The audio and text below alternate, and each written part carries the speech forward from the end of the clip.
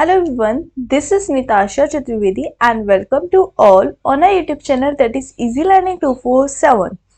और जैसा कि आपको पता है कि हम लोगों ने लास्ट क्लास में बीपीएससी, ईएमआरसी और जितने भी ईएमआरसी और जितने भी अपकमिंग पीजीटी या टीजीटी कंप्यूटर साइंस के एग्जाम्स हैं उन सब के लिए क्वेश्चंस कराए थे, जिसमें कि मैं पाइथन के और डीबीएमएस एसक्यूएल के क्वेश्चंस हमारे 85 हो चुके थे। रेस्ट ऑफ क्वेश्चन हम आज की क्लास में कंटिन्यू करेंगे। उसके साथ साथ ये वीडियो जितने भी अपकमिंग टीचिंग से रिलेटेड कंप्यूटर साइंस के एग्जाम्स हैं उन सभी के लिए हेल्पफुल होने वाली है, स्पेशल टारगेट फॉर बीपीएससी। तो आप लोगों ने अगर लास्ट वीडियोस नहीं देखी है तो आप प्लेलिस्ट में जैसे ही जाएंगे आपको बीपीएससी ईएमआरसी नाम से फोल्डर मिल जाएगा। वहाँ पे आपको अभी तक के जितनी भी क्लास हैं वो मिल जाएंगी। साथ ही अगर आपको इन डिटेल चीज़ें पढ़नी है, इन डिटेल आपको डिजिटल इलेक्ट्रॉनिक्स, नेटवर्किंग, पाइथन या फिर आपको डीबीएमएस एसक्यूएल जो भी पढ़ना है वो इस चैनल में सारी चीज़ों की प्लेलिस्ट बनी हुई है, आप जाके चेकआउट कर सकते हैं। अगर चैनल पर नए हैं तो सब्सक्राइब करना बिल्कुल ना भूलें और बेल आइकन पर प्रेस कर दीजिए जिससे कि आपको लेटेस्ट अपडेट मिलते रहें।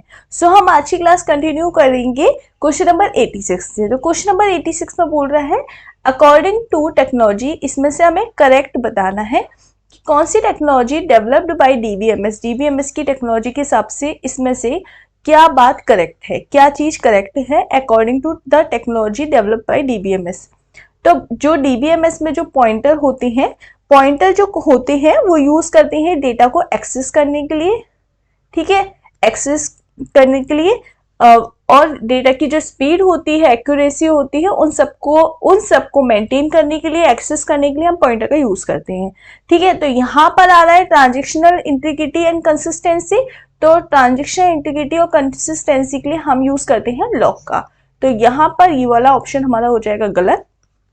उसके अलावा कर्सर का हम इधर यूज नहीं करते हैं maintain transactional integrity and consistency के लिए, उसके लिए हम लॉग का यूज करते हैं। यहाँ पर ऑप्शन नंबर सी में हमको बोल रहा है logs are use to maintain the transactional integrity and consistency, जो कि बिल्कुल सही हो जाएगा। हम लॉग का यूज करते हैं डीबीएमएस में ट्रांजेक्शनल इंटीग्रिटी एंड कंसिस्टेंसी के लिए। तो ऑप्शन नंबर सी इसका करेक्ट हो जाएगा। अगले क्वेश्चन की तरफ चलते हैं। क्वेश्चन नंबर 87 बोल रहा है Which of the following is the correct regarding the file produced by Spreadsheet? तो फाइल प्रोड्यूस होती है स्प्रेडशीट में। तो आप याद रखिएगा कोई भी जो हमें टेक्स्ट होते हैं, टेक्स्ट फाइल जो होती है वो हमारी एस्काई कोड में होती है, ठीक है। और ये जो स्टोर होती है वो होती है हमारी डीबीएमएस के अंदर, ठीक है। तो यहाँ पर जब बात हो रहा है स्टोर की, तो जो हमारी स्प्रेडशीट होती है वो एस्काई कोड में होती है और जो स्टोर होती है वो डीबीएमएस में होती है, यानी ऑप्शन नंबर ए हमारा करेक्ट हो जाएगा। ऑप्शन नंबर बी में बोल रहा है कि store on disk and ASCII text form में। तो डिस्क में स्टोर नहीं होती, स्टोर हमारी डीबीएमएस में डेटाबेस मैनेजमेंट सिस्टम में होती है और फॉर्मेट उसका एस्काई होता है। तो यहाँ पर ये वाली बात गलत हो जाएगी, वो डिस्क में स्टोर नहीं होती है, वो डेटाबेस मैनेजमेंट सिस्टम के अंदर स्टोर होती है। तो ऑप्शन नंबर ए करेक्ट हो जाएगा, बी गलत हो जाएगा। तो इसी वजह से हमारे बाकी के सारे ऑप्शन भी गलत ही हो जाएंगे। ऑप्शन नंबर ए इस क्वेश्चन का सही आंसर हो जाएगा। क्वेश्चन नंबर नेक्स्ट की तरफ चलते हैं। क्वेश्चन नंबर 88 क्या बोल रहा है, ये कमांड है delete from R where P. अब इसका हमें जो है फंक्शन बताना है कि इसका क्या फंक्शन है, ये हम क्यों यूज कर रहे हैं। पहला है clear the entries from relation, नहीं। डिलीट रिलेशन को डिलीट करने के लिए नहीं, हमें क्या है इस रिलेशन में से पर्टिकुलर टपल को, पर्टिकुलर एंट्री को डिलीट करना है। जैसे कि मैंने बोला डिलीट फ्रॉम कोई भी टेबल है, delete from student where student name is A. तो यहाँ पर स्टूडेंट का नेम इस तरीके से डिलीट हो जाएगा इस स्टूडेंट की टेबल में से। इसीलिए ऐसे ही यहाँ पे इस रिलेशन यानी इस टेबल, एक आर नाम की टेबल है, रिलेशन है, उसके अंदर जो पी नाम की एंटिटी है, पी नाम का जो टपल है वो डिलीट हो जाएगा। तो ऑप्शन नंबर सी हमारा यहाँ पे करेक्ट आंसर हो जाएगा। क्वेश्चन नंबर 89 की तरफ चलते हैं। क्वेश्चन नंबर 89 बोल रहा है रिजेंबल्स क्रिएट व्यू। व्यू को क्रिएट, रिजेंबल व्यू को करने के लिए मतलब हमें अगर कोई चीज क्रिएट व्यू करना है तो उसके लिए हम क्या करते हैं, उसके लिए हम अगर हमें टेबल की बात की जाए तो टेबल में अगर व्यू करना है तो क्रिएट टेबल और उसके अंदर जो भी लिखना है वो और एस। अगर हमें क्रिएट व्यू करना है तो क्रिएट व्यू और एस, इस तरीके से हम करते हैं। तो हमारा ऑप्शन नंबर देखो ए में ये मिल रहा है, बिल्कुल सही है। बी में ये नहीं मिल रहा क्योंकि यहाँ पे इधर भी तो कुछ आएगा ना, तो create view S, what S, कुछ ना आएगा ना यहाँ पर, तो ये गलत हो जाएगा, ये गलत हो जाएगा। ऑप्शन नंबर ए इसका करेक्ट आंसर हो जाएगा। अगले क्वेश्चन की तरफ चलते हैं। क्वेश्चन नंबर 90 क्या बोल रहा है, the query specifying the SQL view is said to be updatable if it meets which of the following condition। Query specifying की जा रही है एसक्यूएल में, तो इसमें से कौन सी कंडीशन मैच हो रही है। पहला है select clause contain relation attribute names but not the expression aggregate। देखो हमें अगर कोई भी क्लॉज सेलेक्ट करना है उसका relation attribute select, name attribute select कर सकते हैं, बट जरूरी नहीं है उसका हम एक्सप्रेशन एग्रीगेट डिस्टिंग ये सब सेलेक्ट करें, तो ये वाली बात सही हो गई। From clause has one relation, from जो क्लॉज होता है उसमें हैज वन रिलेशन होता है, सही बात है। Query does not have a group by और हैविंग क्लॉज, जो क्वेरी होती है उसमें जरूरी नहीं है कि ग्रुप बाय और हैविंग क्लॉज होते, ये बात भी बिल्कुल सही हो गई। ठीक है, तो यहाँ पे ऑल ऑफ द मेंशन, यानी ये एसक्यूएल जो व्यू होते हैं, जब हम एसक्यूएल में व्यू करते हैं, देखते हैं, कोई चीज को अपडेट करते हैं, तो उन सब के लिए हमें जो ये क्वेरी है बेसिकली ये बोल रहा है जो एसक्यूएल की एक क्वेरी है, क्या ये इसके हिसाब से ये बातें सही है नहीं, ये कंडीशन सेटिस्फाइड हो रही है नहीं है, तो यहाँ पे सारी कंडीशन सेटिस्फाइड है एसक्यूएल के पॉइंट ऑफ व्यू से, तो all of the mention correct answer हो जाएगा।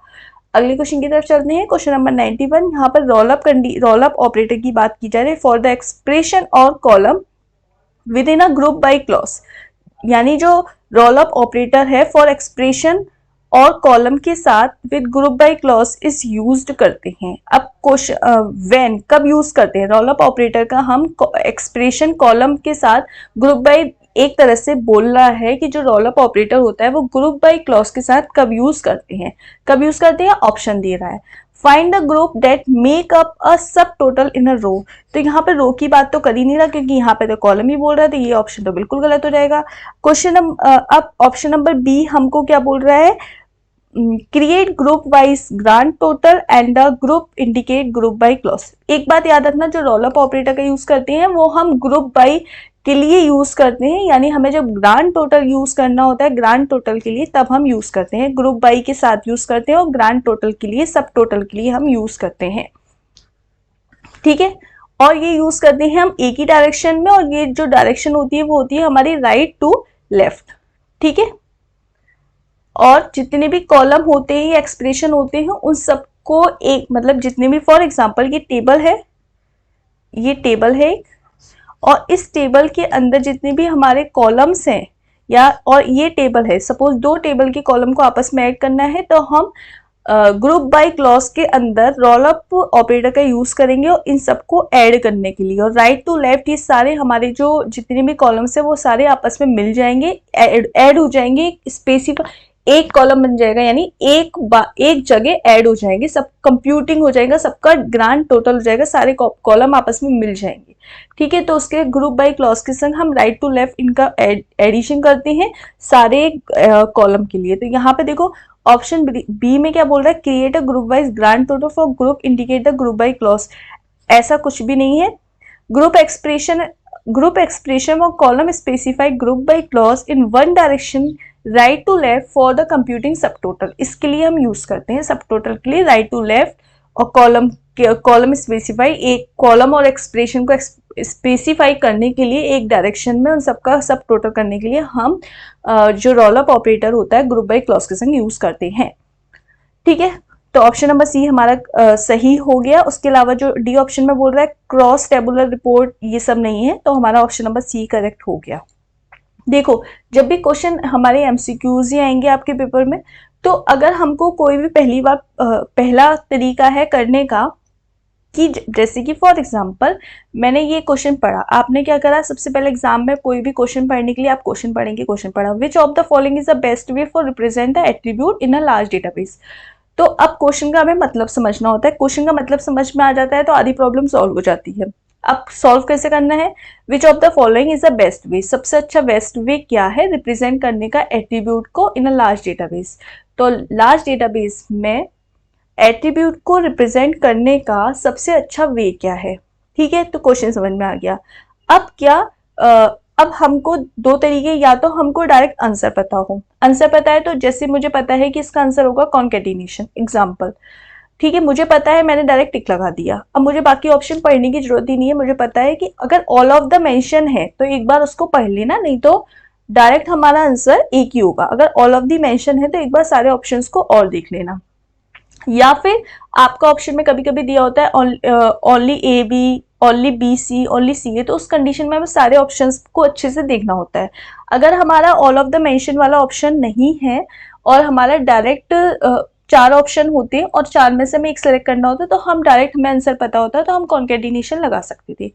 लेकिन अब मुझे क्योंकि ऑल ऑफ द मेंशन भी है तो मैं बाकी ऑप्शंस को भी पढ़ूंगी जिससे कि मेरा गलत ना हो।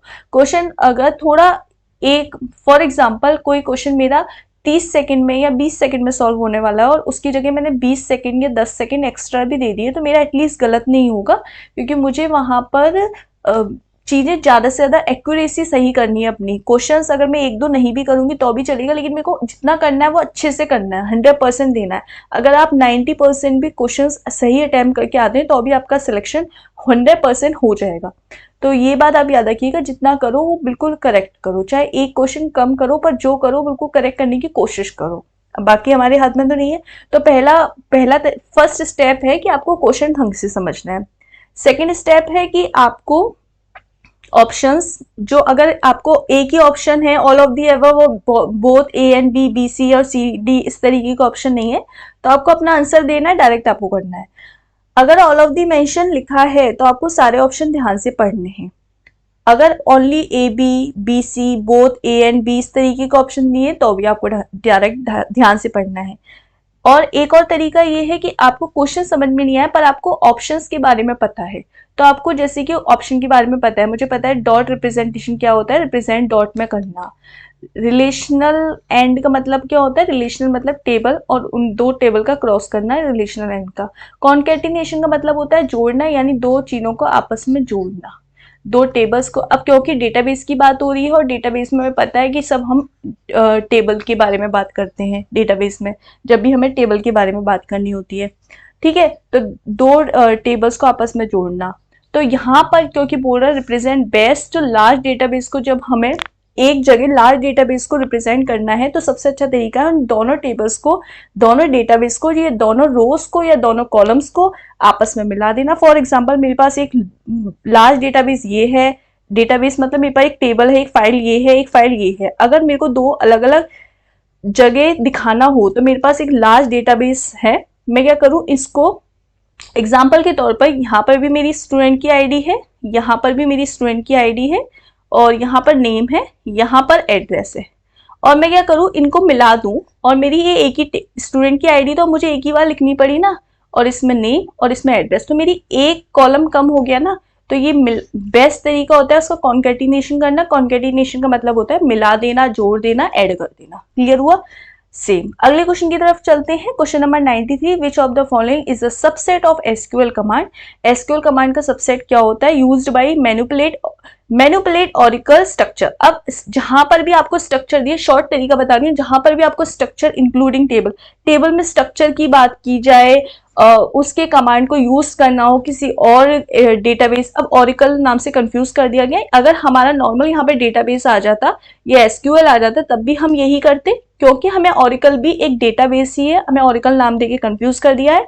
लेकिन आगे स्ट्रक्चर की बात हो रही है, स्ट्रक्चर मतलब डीडीएल, डेटा डेफिनेशन लैंग्वेज। जब भी स्ट्रक्चर में चेंज कर रहे हो, स्ट्रक्चर में ऐड कर रहे हो, स्ट्रक्चर में कमेंट, स्ट्रक्चर में कुछ ऐड कर रहे हो, सब्ट्रैक्ट कर रहे हो, जोड़ रहे हो, घटा रहे हो, कुछ निकाल रहे हो, रिमूव कर रहे हो, स्ट्रक्चर की बात की जा रही है, यानी डीडीएल, डेटा डेफिनेशन लैंग्वेज।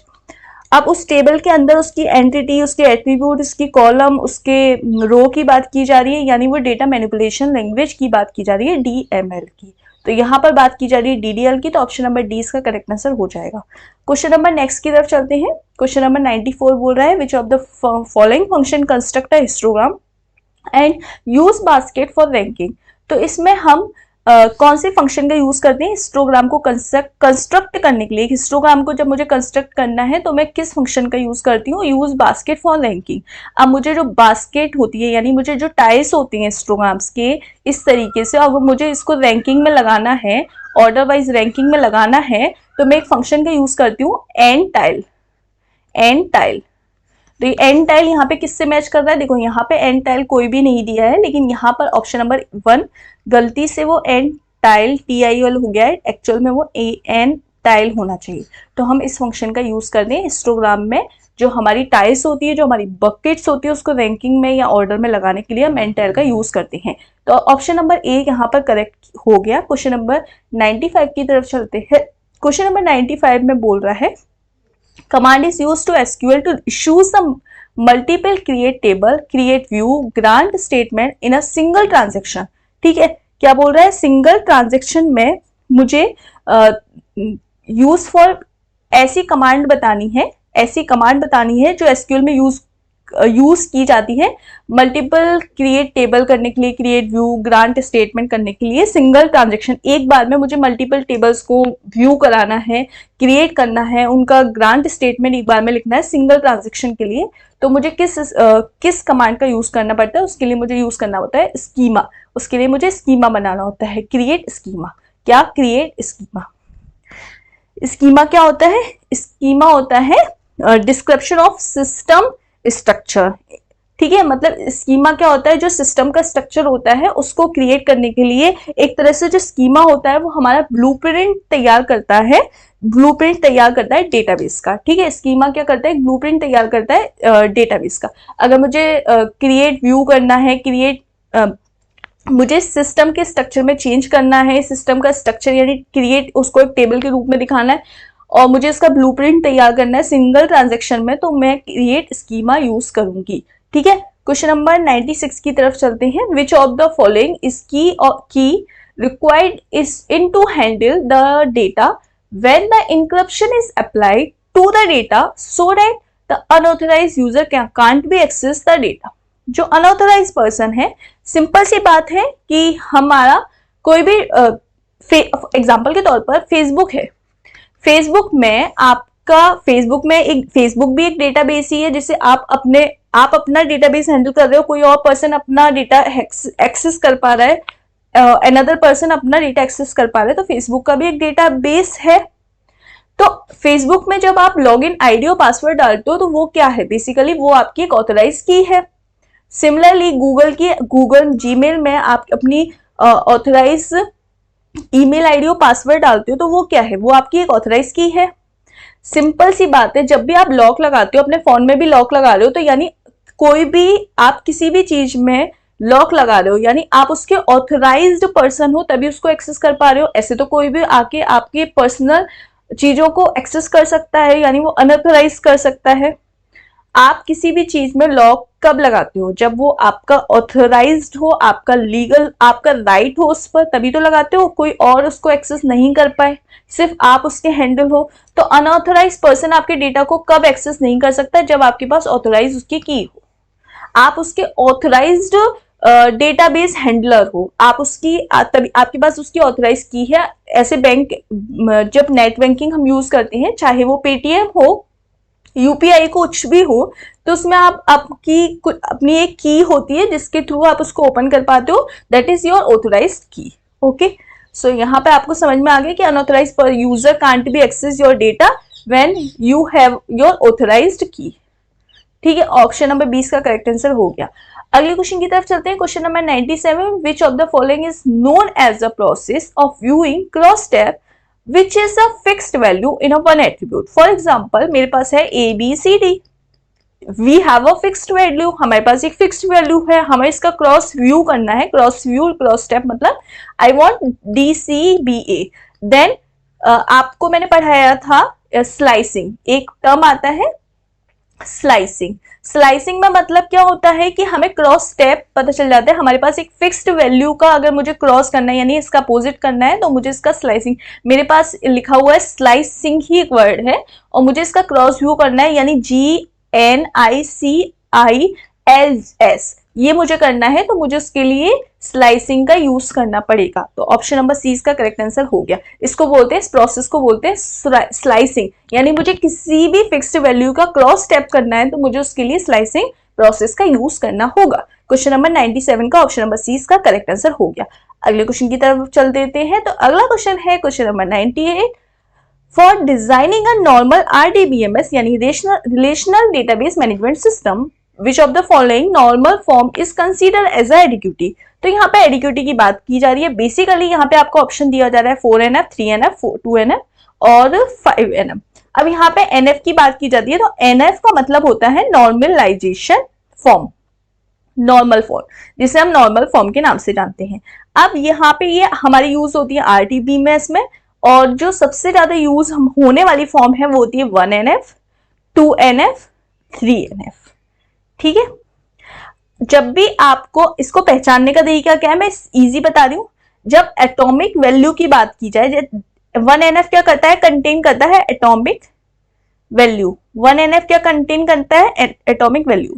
अगर कोई चीज 1NF है यानी वो एटॉमिक वैल्यू को कंटेन कर रहा है। 2NF का मतलब है कि वो चीज हमारी, वो वैल्यूज हमारी 1NF होंगी, ये कंपल्सरी कंडीशन है, प्लस वो फुली फंक्शनल डिपेंडेंट होंगी, वो फुली फंक्शनल डिपेंडेंट होंगी। तीसरा, अगर वो 3rd NF में है तो वो यानी 2NF में हो गई ही होगा, ये इसकी फिक्स कंडीशन है। एक और कंडीशन है उसकी कि वो ट्रांजैक्शनल डिपेंडेंट होगा यानी ट्रांजिशन डिपेंडेंट होगा, यानी अब उसके अंदर हम एडिशन, सब्ट्रैक्शन, मल्टीप्लिकेशन, अपडेट, यानी उसके अंदर कहने का मतलब है उसके अंदर हम इंसर्ट भी कर सकते हैं, डिलीशन भी कर सकते हैं, अपडेट भी कर सकते हैं अगर वो 3NF में है। तो 3NF को हम कंसीडर करते हैं एडिक्विटी। ठीक है, तो यहाँ पे for designing a normal RDBMS which of the following normal form is consider as a adequacy. तो एडिक्विटी में हम कंसीडर करते हैं 3NF को, क्योंकि इसके अंदर हम इंसर्शन, डिलीशन, अपडेशन, ये हमारी ट्रांजेक्शन डिपेंडेंस होती है, ट्रांजिशन डिपेंडेंट होती है 3NF। इसके अंदर हम इंसर्शन, अपडेशन, डिलीशन ये सब कर सकते हैं। और NF के बारे में, नॉर्मल फॉर्म के बारे में आप पूरा इन डिटेल एक बार पढ़ लीजिएगा, NCERT में भी दिया हुआ है, आप एक बार पढ़ लीजिएगा, इससे क्वेश्चन आ सकता है, ये इंपॉर्टेंट है। ठीक है, अब आता है, मैंने शॉर्ट में बताया है क्योंकि मुझे क्वेश्चन सॉल्व कराना है। अब आता है एक, देखो यहाँ पर सारे ऑप्शंस में आपको दे रहा है, दूर से दिखाई दे रहा है रेट। इस रेट का क्या मतलब है, ये RDBMS यानी रिलेशनल डेटाबेस मैनेजमेंट सिस्टम के टॉपिक है। इसका मतलब होता है redundant array of independent disc.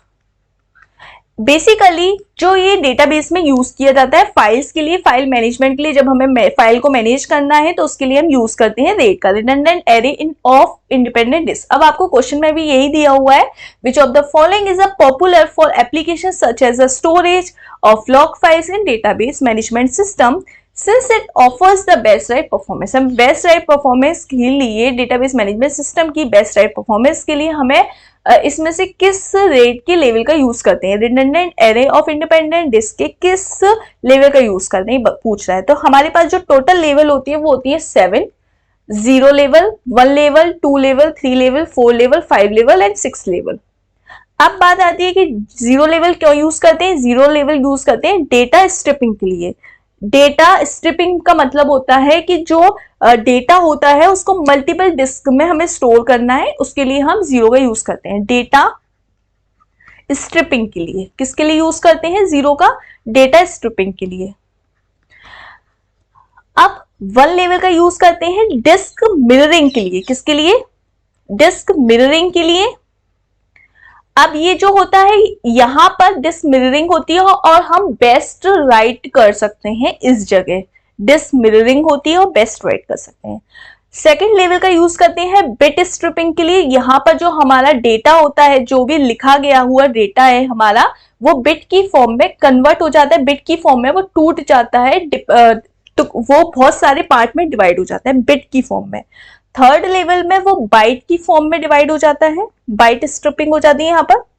Fourth level में यहाँ पर ये क्या होता है, फोर्थ लेवल में ब्लॉक स्ट्रिपिंग हो जाती है, ब्लॉक्स की फॉर्म में स्ट्रिप हो जाता है, यानी वो डिवाइड हो जाता है। फिफ्थ लेवल में भी ब्लॉक स्ट्रिपिंग होती है एंड सिक्स्थ लेवल में भी ब्लॉक स्ट्रिपिंग होती है। But what is the difference between the fourth level block striping, fifth level block stripping and sixth level block stripping? So block stripping जब हमारी फोर्थ लेवल पे हो जाती है, क्योंकि वहां पर कुछ डिसएडवांटेज क्रिएट हो गए थे, इसीलिए फिफ्थ लेवल और सिक्स्थ लेवल बना। और अब फिफ्थ लेवल और सिक्स्थ लेवल में फर्क ये है कि फिफ्थ लेवल में हमारी पैरिटी डिस्ट्रीब्यूटेड हो जाती है और सिक्स्थ लेवल में हमारी दो पैरिटी बिट्स डिस्ट्रीब्यूटेड हो जाती है साथ में। यानी फोर्थ लेवल में ब्लॉक स्ट्रिपिंग, फिफ्थ लेवल में block striping plus parity distributed, sixth level में block striping plus two parity distributed, two parity bit distributing. याद कराने का तरीका ये है कि रेड का मतलब होता है redundant array of independent disk. इसमें हमारे जो लेवल होते हैं टोटल 7 होते हैं, 0 level, 1 level, 2 level, 3 level, 4 level and 5 level and 6 level. Is it okay? अब 0 लेवल में होता है हमारी डेटा स्ट्रिपिंग, 1 लेवल में होता है हमारा डिस्क मिररिंग, जो कि बेस्ट राइट परफॉर्मेंस के लिए हम यूज करते हैं। सेकेंड लेवल में होता है हमारी बिट स्ट्रिपिंग, थर्ड लेवल में होता है हमारी बाइट स्ट्रिपिंग, फोर्थ लेवल में होता है हमारी block stripping and fifth level में होता है हमारी block striping plus parity distributed, और सिक्स्थ लेवल में होता है हमारी block striping plus two parity bit distributed. Is it okay? I hope आपको अच्छे से समझ में आ गया होगा, और उसके अलावा आप इन डिटेल जाके पढ़ सकते हैं। क्वेश्चन नंबर 100 की तरफ चलते हैं। क्वेश्चन नंबर 100 यूज किया बोल रहा है which of the following represent a query in a tuple relational calculus. तो रिलेशनल कैलकुलस के लिए हम एसक्यूएल की किस क्वेरी का यूज करते हैं? तो हम यूज करते हैं, हमारा टपल है कोई भी, उसके अंदर हमारा इस टपल के अंदर कोई भी हमारी सपोज यहाँ पे पी नाम से हमारी ऑलरेडी एक मानी गई है कि हमारी पी नाम से कोई रिलेशन है, उसके अंदर हमारा जो टपल है वो इस तरीके से हम शो करते हैं। तो ये हमारा ऑप्शन नंबर 20 से मैच कर रहा है, तो यहाँ पे हमारा ऑप्शन नंबर 20 का करेक्ट आंसर हो जाएगा। अब आपके 100 क्वेश्चन हो चुके हैं, जिसके अंदर आपके पाइथन प्लस डेटाबेस और एसक्यूएल के क्वेश्चन शामिल हैं। आई होप आपको ये 100 क्वेश्चन अच्छे से समझ में आ गए हैं। जिन लोगों ने प्रीवियस वीडियो नहीं देखी है, वीडियो का लिंक डिस्क्रिप्शन बॉक्स में है, आप लोग देख सकते हैं। साथ ही प्लेलिस्ट में मैंने अब तक की सारी वीडियोस दी हुई हैं, आप लोग देख सकते हैं, और हम लोग नेक्स्ट वीडियो जल्दी ही लेके आएंगे, जिससे कि आपकी ये क्लासेस कंटिन्यू चलती रहें। और आप लोगों का काम क्या है कि ज़्यादा से ज़्यादा लाइक, शेयर एंड सब्सक्राइब कर दीजिए। ये आप नहीं करते हैं, जितना ज़्यादा सब्सक्राइब और शेयर करेंगे उतना ज़्यादा मुझे इंटरेस्ट क्रिएट होगा आपको आगे पढ़ाने के लिए। सो आप लोग अपना काम करिए, मैं अपना काम करती हूँ। आप लोगों का काम है ज़्यादा से ज़्यादा शेयर एंड सब्सक्राइब, लाइक करें, और मेरा काम है आपके लिए इसी तरीके से एफर्ट्स करूं और आपके लिए नेक्स्ट सेशन जल्द से जल्द लेके आऊं। सो जितना ज़्यादा आप शेयर और सब्सक्राइब कराएंगे उतना ज़्यादा और इंटरेस्ट क्रिएट होगा। तब तक के लिए हम लोग मिलते हैं अपने नेक्स्ट सेशन के लिए। तब तक के लिए all the very best and